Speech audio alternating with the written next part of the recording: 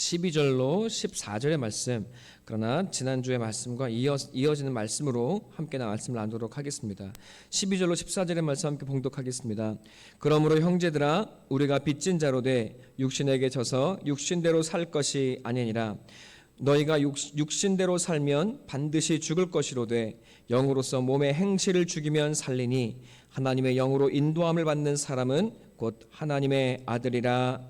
아멘. 이는 하나님의 말씀입니다. 하나님 감사합니다. 자리에 앉아 주시겠습니다. 예배 자리에 함께 하신 여러분을 대단히 환영합니다. 오늘은 그리스도의 사람 세 번째 말씀을 함께 나누도록 하겠습니다. 오늘의 말씀은 지난주에 이어서 그리스도의 사람이 무엇인지 함께 나누는 세 번째 시간이 되겠습니다. 그래서 오늘은 지난주와 지지난주에 있었던 그리스도의 사람 첫 번째와 두 번째 사람 말씀들을 잠깐 나누고 이어지는 말씀들을 함께 나누도록 하겠습니다. 그리스도의 사람이란 어떤 사람입니까? 사건이 있는 사람이었습니다. 죽음을 향한 길에 예수를 만나 그 길을 멈추었던 사건이 있는 사람입니다. 예수를 만나 자신의 길을 멈추고 돌아선 인생의 사건이 있는 사람입니다. 나를 살리신 예수와의 만남이 있는 사람. 여러분이 그 사건이 없었다면 한 사람도 이 자리에 있을 수가 없을 것입니다. 우리는 그 거절할 수 없고 거부할 수 없고 부인할 수 없는 그 사건이 있었기에 오직 주님의 은혜로 말미암아 이 자리에 나와 하나님께 예배를 드리고 또 그 말씀을 듣는 사람이 되었습니다. 그리스도의 사람은 어떤 사람이었습니까? 수많은 사람들이 예수를 만나는 사건들이 있었지만 그러나 더욱 그 가운데 말씀을 자신 안에 담아내고 그 말씀을 자신으로 여긴 사람들이 있었습니다. 그 사람들이 바로 그리스도의 사람입니다. 말씀을 붙들고 쫓는 사람, 그 사람이 바로 그리스도의 사람입니다. 말씀에 순종하여 자신 안에 생명과 길이 된 사람, 말씀이 내 안에 영으로 들어와 그 말씀 안에 살아가는 사람, 자아를 날마다 덜어내고 주님의 말씀을 채워가는 사람, 바로 그 사람이 그리스도의 사람입니다.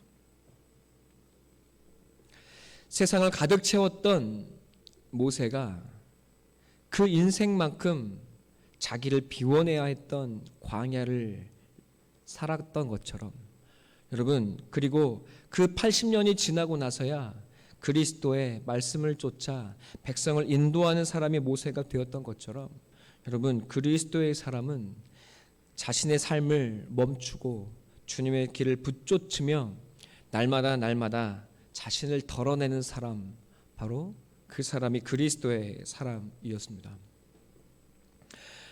지난주에 말씀을 나눴던 것은 무엇이었습니까?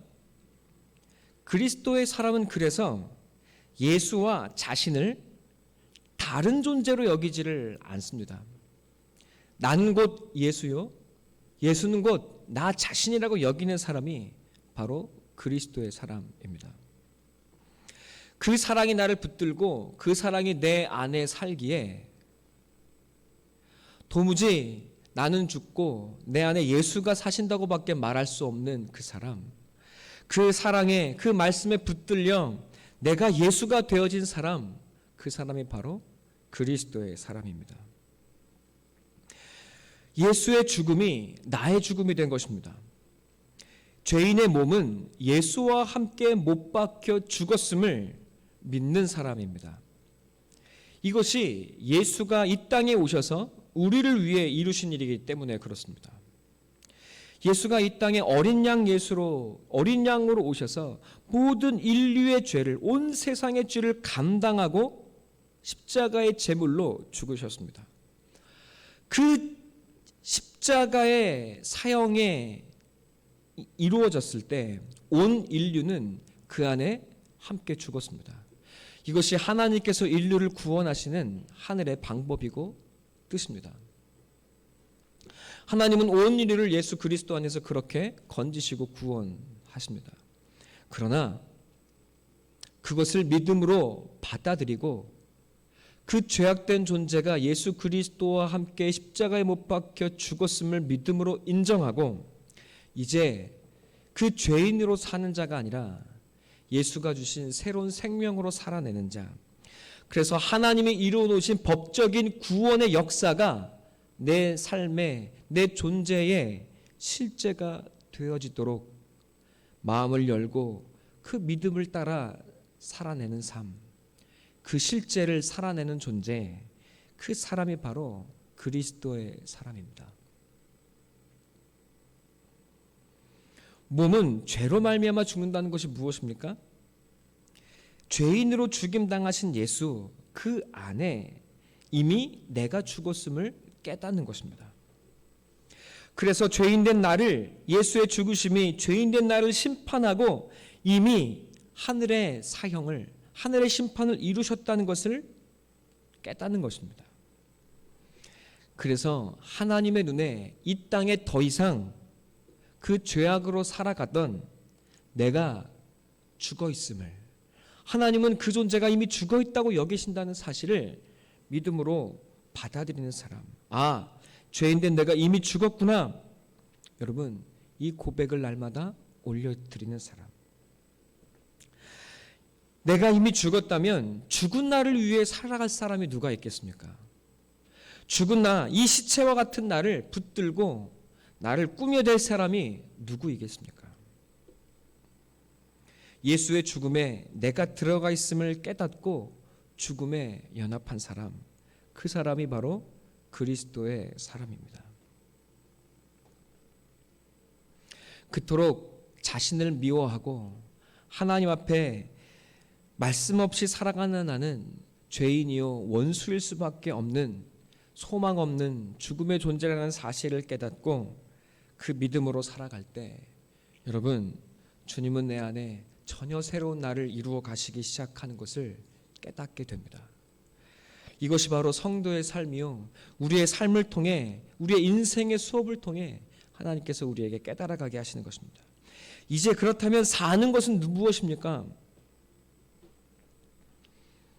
예수께서 주신 말씀에 연합된 나, 죄인의 나는 죽고 주님이 주신 말씀이 내 안에 들어와 그 말씀이 내 생명이 되고 그 말씀으로 살아가는 나.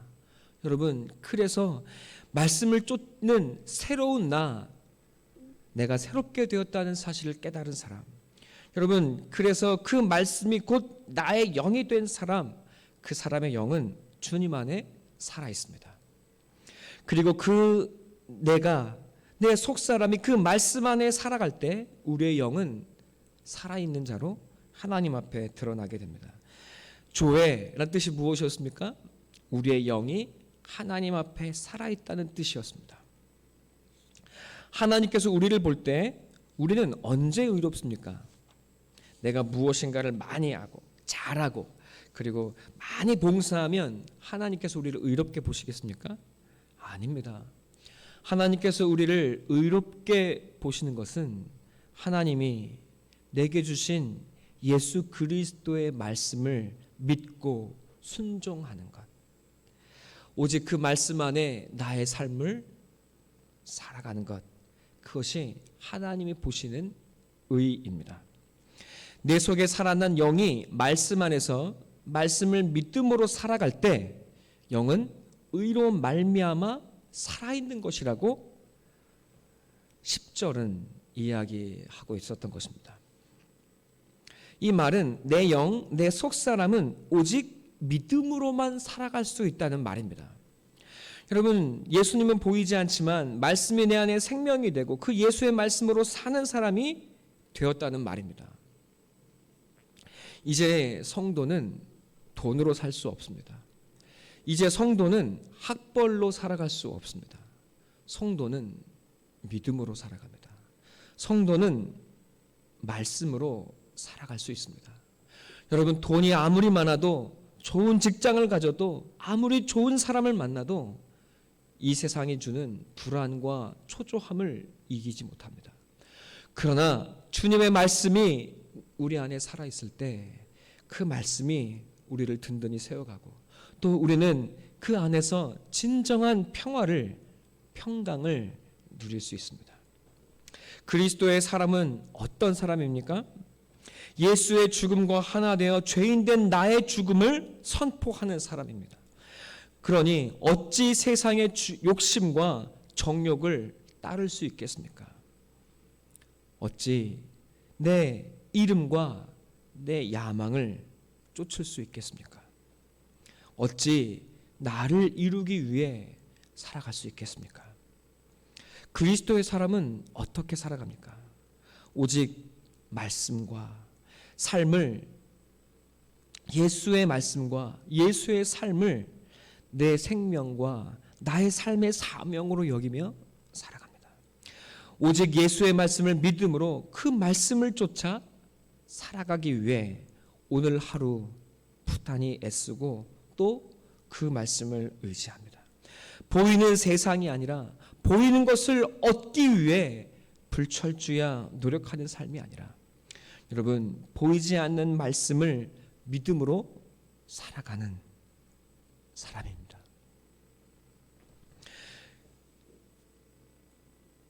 성도의 참된 소망은 무엇이겠습니까? 여러분 눈에 보이는 것이 이 땅에 우리의 소망이 될 수 없다면 성도는 그리스도인은 무엇으로 살아갑니까? 성도에게 삶의 참 소망은 무엇이겠습니까? 여러분 그것은 부활입니다.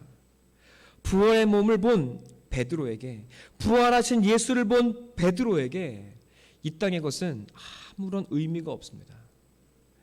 그 예수의 몸을 만지고 그 예수의 몸에 부딪히고 그리고 그 예수가 주신 그 빵과 물고기를 먹은 베드로에게 이제 죽음은 아무것도 아닙니다. 부활의 예수를 만난 베드로에게 이 세상의 것은 그저 썩어 없어질 것에 불과합니다. 베드로후서 3장 10절로 13절의 말씀은 베드로는 이렇게 이야기합니다. 주의 날이 도둑같이 오리니 그날에는 하늘이 큰 소리로 떠나가고 물질이 뜨거운 불에 풀어지고 땅과 그 중에 있는 모든 일이 드러나리로다. 이 모든 것이 이렇게 풀어지리니 너희가 어떠한 사람이 되어야 마땅하냐. 거룩한 행실과 경건함으로 하나님의 날이 임하기를 바라보고 간절히 사모하라. 그날에 하늘이 불에 타서 풀어지고 물질이 뜨거운 불에 녹아지려니와 우리는 그의 약속대로 의가 있는 곳인 새 하늘과 새 땅을 바라보는도다. 여러분 베드로는 이 짧은 말씀 속에 이 땅에 눈에 보이는 모든 것이 심판받고 뜨거운 불에 풀어지고 녹아질 것이라는 것을 반복하여 이야기하고 있습니다. 그는 그것을 쫓다 예수를 십자가에 못 박고 부인하고 도망갔던 사람입니다. 그러나 예수 그리스도의 참께서 주시는 참 부활의 소망을 그가 깨닫고 보게 되었을 때 여러분 그는 이제 이 세상의 것을 쫓는 사람이 아니라 예수 그리스도가 보여주시는 참 소망을 향해 나아가는 진정한 삶을 살아가기 시작합니다. 두려움에 떨고 불안에 어쩔 줄 모르고 여러분 이 땅의 것을 얻지 못해 여러분 애간장에 녹는 사람이 아니라 예수의 부활의 소망으로 오늘의 하루를 사랑의 삶으로 일궈내는 사랑의 사도가 되어지기 시작했습니다. 그는 이 짧은 우리의 인생을 하나님의 영혼을 살아내는 아름다운 삶으로 바꾸어 냈습니다. 하나님의 은혜가 아니고 무엇이겠습니까? 예수는 부활의 산증거가 되셨습니다. 베드로후서 3장 14절에 이렇게 이야기합니다. 그러므로 사랑하는 자들아 너희가 이것을 바라보나니 주 앞에서 점도 없고 흠도 없이 평강 가운데서 나타나기를 힘쓰라. 여러분 불안하십니까? 여러분 두렵습니까? 그렇다면 여러분이 주님을 바라보고 있는 것이 아니요 또 부활의 주님을 따라가고 있는 것이 아닙니다. 세상을 쫓으며 세상의 것을 이루기 위해 여러분 불안에 떨고 있는 것입니다. 예수 그리스도의 부활이 하나님께서 우리에게 주시는 우리의 삶의 진정한 참된 소망이 되기를 간절히 축원하고 기도합니다. 여러분, 그래서 성도는 우리 인생의 수업을 통해 하나님의 사람으로 예비되는 것입니다. 하나님께서 우리를 이 연약한 몸 가운데 우리를 두시고 이 짧은 인생 속에 우리를 두시는 것, 그리고 그 속에 우리에게 고난을 주시는 것은 우리에게 진정한 소망이 이 땅의 것이 아니라 영원한 하늘에 있음을 깨닫고 그것을 붙잡는 삶이 되게 하시는 것입니다. 하나님 나라의 영원을 사모하고 그 사랑과 그 나라의 정의를 이 땅에 조금이나 맛보게 하는 사명자로, 그리고 이루어가는 사람으로 여러분을 부르시고 인도하고 계시는 것입니다. 여러분, 그렇다면 그리스도의 사람은 그래서 사랑과 정의에 힘쓰는 사람들이요, 이 땅의 것을 얻기 위해 불의에 타협하지 않는 사람들입니다. 오늘날 이 땅에 돈을 얻기 위해, 그것을 얻기 위해, 세상의 권력을 얻기 위해 진리를 굽게 하고 재판을 굽게 하고 정의를 굽게 하는 기가 막힌 일들이 일어나고 있다는 사실을 우리는 너무나 잘 알고 있습니다. 그러나 이것은 이 땅의 인류가 시작될 때부터 언제나 있어 왔던 것들입니다. 솔로몬도 이 땅에 언제나 구분 심판이 있었다고 이야기했고, 그리고 주님도 이 땅에 불의한 심판을 받아서 십자가에 못 박혀 죽임을 당하셔야 했습니다. 주 안에 사랑하는 성도 여러분, 저와 여러분이 이것을 믿는다면, 목사가 이것을 깨닫고 있다면, 여러분을 흠없고 점없는 그리스도의 신부로 예비시켜야 하는 것이 저의 사명이 아니겠습니까? 어찌 예수의 이름으로 이 땅에 성공을 이루고 부귀 영화를 누리고 아파트를 넓히는 삶이 축복의 전부라고 목사로서 이야기할 수 있겠습니까? 하나님께서 우리에게 주신 영원한 선물이 있습니다. 부활입니다. 여러분, 이 부활을 믿으십니까? 이것이 하나님께서 우리에게 주시는 진정한 우리의 삶의 소망이라는 사실을 여러분은 알고 계십니까? 그리고 그것을 소망하고 계십니까? 아니면 이 세상을 소망하고 이 세상을 얻지 못할까 두려워하고 떨고 있는 것은 아닙니까? 코로나로 죽음이 우리 곁에 너무나 가까이 다가왔습니다. 내일 한 목사님께서 저와 함께 나들이를 가자고 연락이 왔습니다.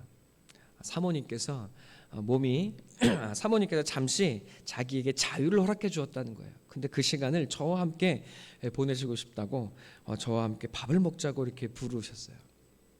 네. 근데 오늘 아침에 문자가 왔습니다. 사모님이 만나기로 했던 그 가족 중에 한 사람이 코로나 확진자와 동선이 일치가 되어서 전수검사에 들어가고 그 결과를 기다리고 있다. 그래서 가족 모임이 취소되어서 자기에게 허락된 하루의 자유가 사라졌다고 아침에 저한테 문자가 온 거예요. 목사님 죄송해요. 목사님과 함께 월요일을 쉬고 싶었는데. 주 안에 사랑하는 성도 여러분, 코로나가 우리 곁에, 그 죽음이 우리 곁에 가까이 왔습니다. 우리는 이 세상은 불안해하고 죽음의 공포와 두려움에 떨고 있습니다. 그러나 우리는 알고 있습니다. 우리는 부활의 몸을 입게 될 것이고, 그리고 하나님께서 우리에게 부활의 소망을 허락해 주셨습니다. 여러분, 소망 정도가 아니라 그것이 사실이요 실제라고 부활의 예수가 우리에게 나타나시고 우리를 인도하고 계십니다. 부활이 우리의 참 소망이 되기를 간절히 기도하고 축원합니다. 죽음의 자리에 서서, 그리고 병으로 누워 환자의 자리에서 죽음을 앞두고 있는 그 순간에 되어지면 여러분, 부활의 몸을 소망할 수 있는 여유가 없습니다. 주 안에 사랑하는 성도 여러분, 우리의 이 짧은 인생의 삶 속에 주님의 부활의 몸을 소망하는 우리가 되기를 바랍니다. 여러분, 우리는 이제 행간을 읽어야 합니다. 몸은 죄로 말미암아 죽었다고 바울은 말했습니다. 몸은 죄로 죽었는데, 그렇다면 여러분, 지금 내 눈에 보이는 이 몸은 무엇입니까? 죄의 몸, 내가 주인 되어 내가 주장하던 몸이 죽었습니다. 그렇다면 지금 내 눈에 보이는 이 몸은 무엇입니까? 이 몸은 살아있는 것입니까? 죽어있는 것이겠습니까? 믿음으로는 죽었는데 현실은 아직 죽지 않아서 앞으로 죽을 몸이라는 뜻이겠죠. 그러나 이 말은 이론적으로 맞지만 현실적으로도 맞는 말이고 이치로 맞는 말이지만, 그러나 바울의 말에는 완전히 합한 말일 수가 없습니다. 바울의 뜻을 전부 담아내지는 못합니다. 바울에게 10절 몸은 믿음으로 이미 죽었다고 말합니다. 그리고 11절은 몸은 또 앞으로 죽게 될 것이라고 말하고 있습니다. 그렇죠? 9절인가요? 10절 그리스도 너희 안에 계시면 몸은 죄로 말미암아 죽은 것이나 죽었습니다. 그러나 11절은 또한 무엇이라고 이야기합니까? 너희 죽을 몸도 살리시리라. 여러분, 이 사이에 행간이 있다는 것입니다.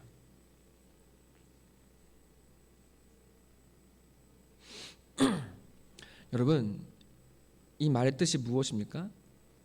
죄의 몸은 죽었고 또 우리는 부활의 몸을 입게 될 것입니다. 그렇다면 그 사이에 있는, 우리가 보고 있는 이 몸의 의미는 무엇이고 우리는 이것을 어떻게 바라보아야 하는 것입니까?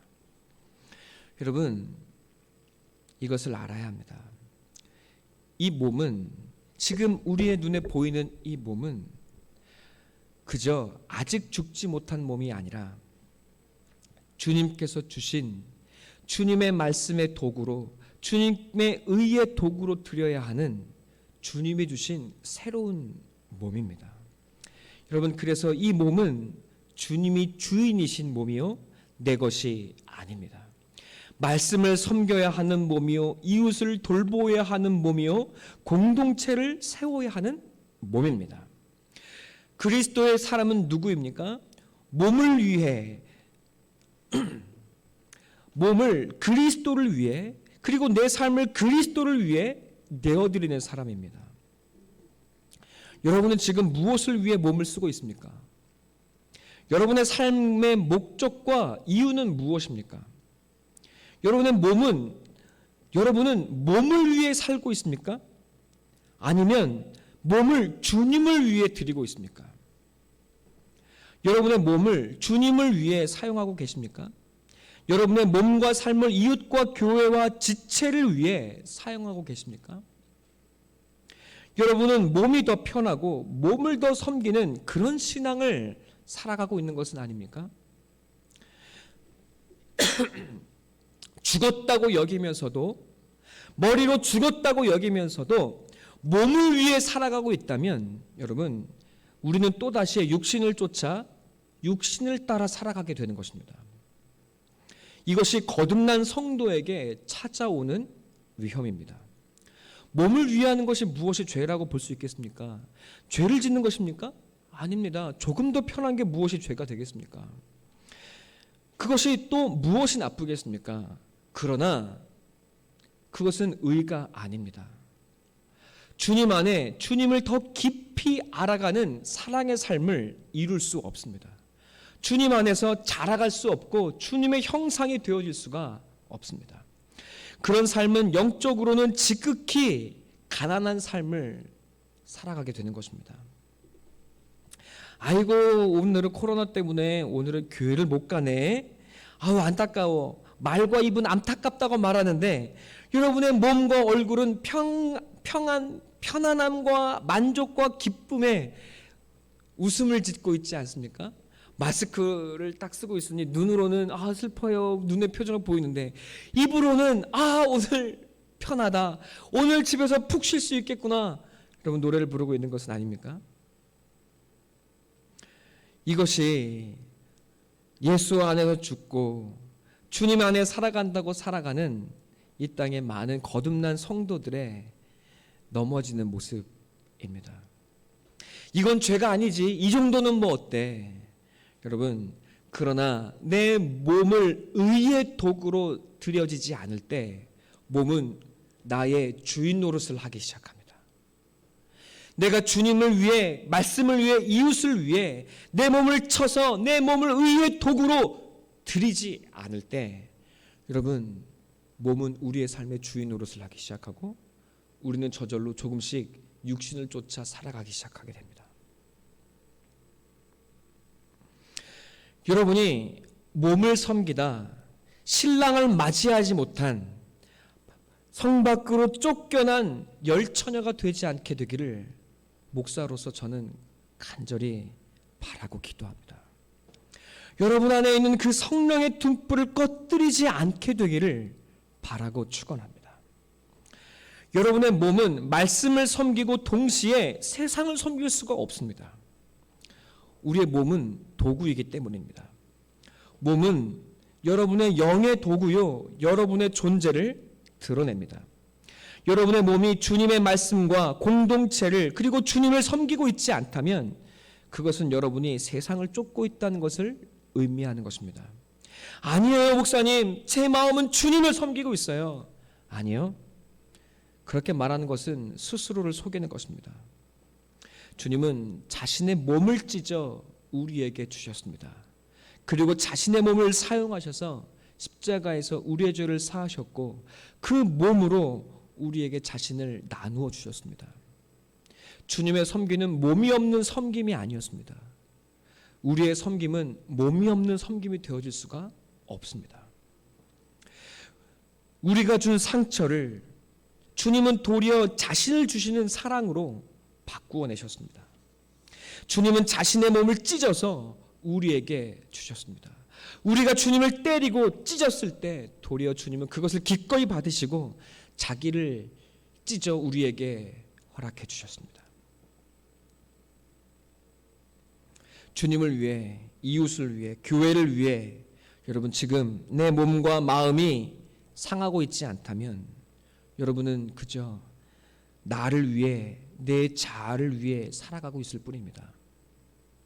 그 삶은 사실 주님과 아무런 관계가 없습니다. 그런 믿음, 그런 신앙으로는 이 세상이 도무지 그리스도의 사람을 볼 수 없습니다. 나는 그리스도인이라고 입으로 외칠지 모르지만 그러나 세상은 그리스도를 보지 못합니다. 그들이 보는 것은 오직 개독일 뿐일 것입니다. 바울은 말합니다. 12절 무엇이라고 이야기합니까? 형제들아, 그래서 우리가 빚진 자로되. 우리는 무엇에 빚을 졌습니까? 주님의 사랑과 생명과 은혜에 빚진 사람들이라고 바울은 이야기하고 있는 것입니다. 우리가 그 놀라운 사랑을 값도 없이 받았다는 사실을 아는 눈이 열린 사람들이 바로 성도들입니다. 나 같은 죄인이 값없는 사랑을 받았다는 사실에 놀라 우리는 스스로 빚진 자됨을 아는 사람입니다. 여러분, 사랑의 빚진 자라는 것을 아는 사람이 되셨습니까? 그것을 아는 사람이라면 어찌 우리가 주님을 위하여 말씀의 도구로 우리의 삶을 내어드리지 않을 수가 있겠습니까? 너무나 커서 갚을 수 없는 사랑이 우리에게 주어져 있음을 알고 믿고 계십니까? 그런데 그렇다면 어찌 우리가 육신 그리고 우리의 몸에 빚진 자로 살아갈 수 있겠습니까? 자, 12절은 이런 의미입니다. 육신에 져서 육신대로 살아갈 것이 아니니라. 여러분, 졌다는 말이 원어에 없습니다. 졌다는 말이 없어요. 원어의 의미를 투박하게 풀면 이런 의미입니다. 우리는 육신에 빚진 것이 아니니 육신을 따라 살지 맙시다. 이런 말입니다. 여러분, 예수의 사랑을 깨닫고 그 사랑의 은혜에 빚진 자 된 것을 알았지만 여러분, 여전히 우리는 우리의 몸을 위해 살아갈 수 있습니다. 몸을 도구로 의에 주님께 내어드리지 않고 몸을 위해 살아갈 수 있습니다. 여러분, 그렇게 되면 어떻게 되어집니까? 육신의 빚진 자처럼 몸을 위해, 육신을 위해 그 육신의 종노릇하며 살아가게 되더라는 말입니다. 여러분, 몸이 더 편한 것이 무엇이 죄가 되겠습니까? 사람이 서고 싶으면 앉고 싶고, 앉고 싶으면 눕고 싶고, 눕고 싶으면 자고 싶은 것이 당연한 것이 아니겠습니까? 피곤하면 자는 것이 당연한 것이 아니겠습니까? 그것이 뭐가 죄가 되겠습니까? 그러나 주님이 우리에게 원하시는 것은 죄를 안 짓는 삶을 살아가는 것이 아니라 주님을 쫓아 의를 쌓아가며 여러분 의로운 존재가, 아름답고 흠없는 주님의 사랑의 존재가 되어지게 하는 것에 있습니다. 여러분, 이제 죄를 짓느냐 안 짓느냐의 문제가 아닙니다.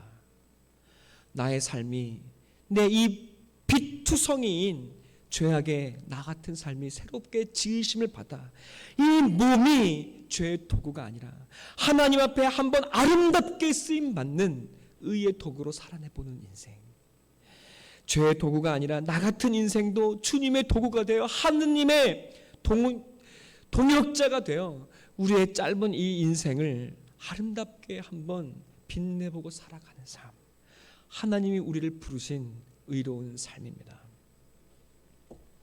여러분, 우리는 육신의 빚진 자들이 아닙니다. 육신의 빚을 지고 몸을 위해, 자아를 위해 그 죄를 쫓아야 할 육신을 따를 사람들이 아닙니다. 우리는 그리스도의 사람들입니다. 우리는 그 사랑의 빚을 진 사람들입니다. 예수가 우리의 길을 막으셨습니다. 예수가 우리를 하나님을 향한 예배자가 되게 하셨습니다. 여러분, 그 은혜가, 그 멈춤이, 그 부활의 생명이 우리 안에 들어와 있다면 이제 우리가 어찌 내 몸과 삶을 주님의 도구로 드리지 않을 수가 있겠습니까? 우리는 하나님과 그리스도의 사랑에 빚진 사람들입니다. 하나님이 우리에게 갚으라고 말씀하신 적이 단 한 번도 없습니다. 갚을 수가 없기 때문입니다. 그러나 그 사랑을 아는 우리는 주님의 의의 도구가 되어지기 위해, 더 그 사랑에 내 삶이 녹아지기 위해 내 삶을 의의 도구로 주님께 드리게 되어질 수밖에 없습니다. 여러분, 주님의 길을 걷고 있는지 돌아보아야 합니다. 머리로 나 예수 믿어, 나 거듭났어가 아니라 우리의 눈이 무엇을 향하고 있는지, 내 몸이 무엇을 위해 쓰여지고 있는지 여러분 고민하고 또 돌이켜야 합니다. 우리의 눈이 세상을 향하고 있지 않습니까?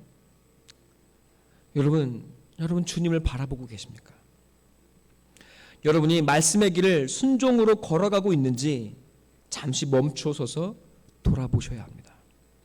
말씀을 따라, 육신을 따라 살면 반드시 죽습니다. 여러분의 몸과 마음은 무엇을 따라가고 있는지, 여러분의 몸은 무엇으로 수고하고 있는지를 숙고하셔야 합니다. 이것이 여러분 생명과 죽음의 기로가 아니고 무엇이겠습니까? 목사가 여러분께 무엇을 이야기해야 되겠습니까? 예수 믿으면 잘 될 거라고 이야기해야 되겠습니까? 여러분, 그것은 여러분을 향한 저의 언제나 한결같은 마음입니다.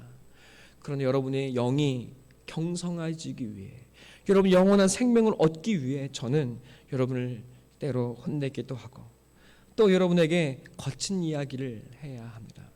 여러분, 이 세상을 바라보지 마시고 이 세상을 위해 여러분의 몸을 사용하지 마시고 여러분의 몸을 말씀의 수고로 드려지게 되기를 간절히 소망하고 기도합니다.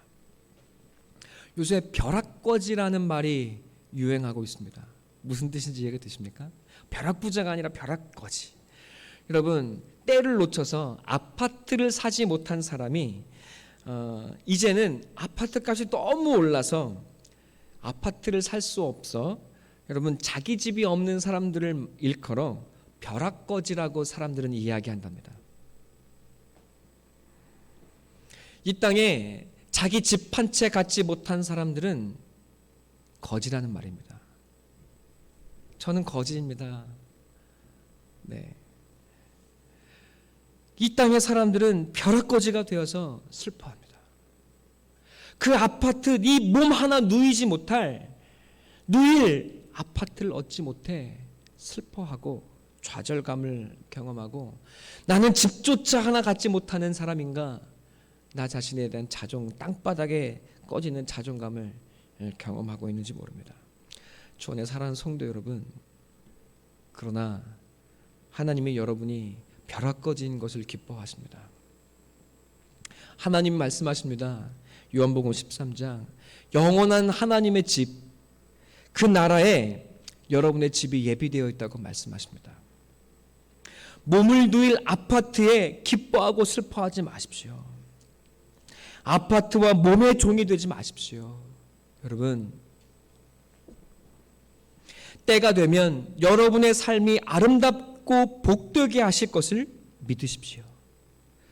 지금 여러분의 몸을 아파트를 위해 사용하지 마시고 주님을 위해, 말씀을 위해 여러분의 몸과 삶을 드리십시오. 그리고 그것으로 기뻐하고 슬퍼하지 마시고 여러분, 영원한 하나님의 나라가, 그리고 그 영원한 여러분의 집이 예비되고 준비되어 있음을 기뻐하는 하나님의 마음을 깨닫는 여러분이 되시기를 간절히 소망하고 기도합니다.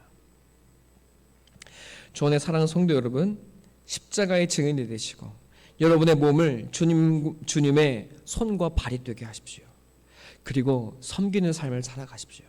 움켜쥐려는 욕망의 손이 예수 그리스도를 따라 나눔의 손으로 펼쳐지지 못했다면 여러분, 우리가 어찌 그리스도인이라 불려질 수 있겠습니까?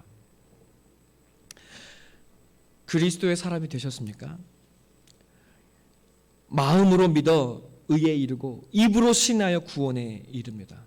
여러분, 그리고 우리의 몸을 주님의 의의 도구로 사용하게 될 때 우리는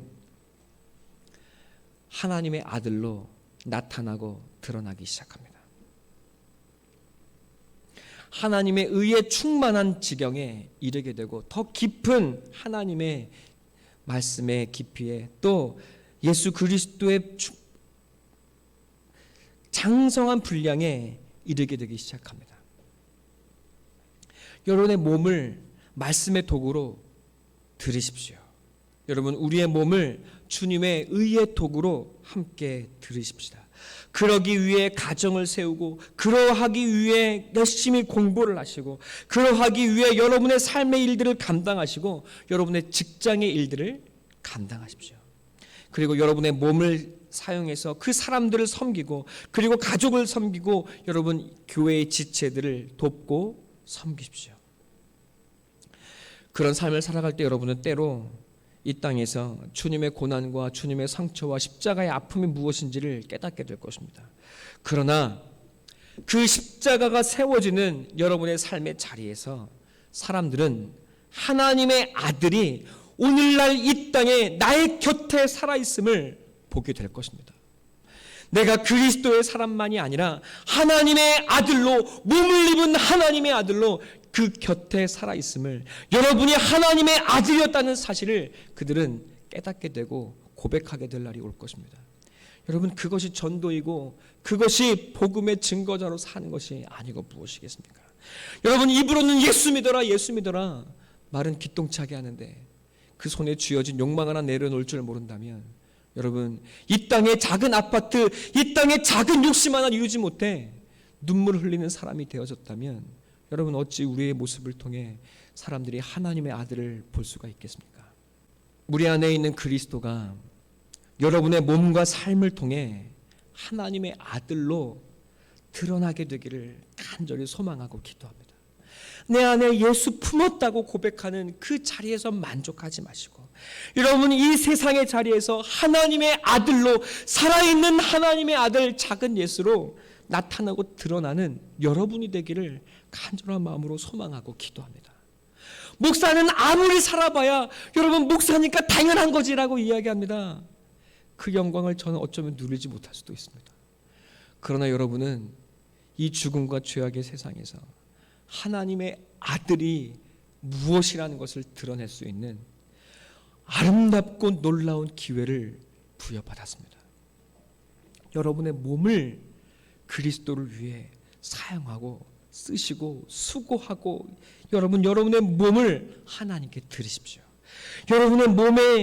여러분의 삶의 수고가 말씀으로 인한 것이 되어지도록 여러분의 몸을 주님께 내어 드리십시오. 여러분의 사명, 말씀의 사명을 이루기 위해 공부하고 말씀의 사명을 이루기 위해 직장에서 생활하고 그리고 그곳에서 여러분 주님의 손과 발이 되어 나누며 베풀며 살아가시기를 축원하고 기도합니다. 여러분은 살아있는 하나님의 아들이요 하늘의 편지요 그리고 그리스도의 향기가 되어 있을 것입니다. 우리는 개독이 아니라 그리스도인이라 불리는 하나님의 아들들입니다. 세상이 오늘날 이 땅에 하나님의 아들들을 볼 수 있겠습니까? 여러분은 이 땅에 심은 하나님의 소망입니다. 함께 기도하겠습니다.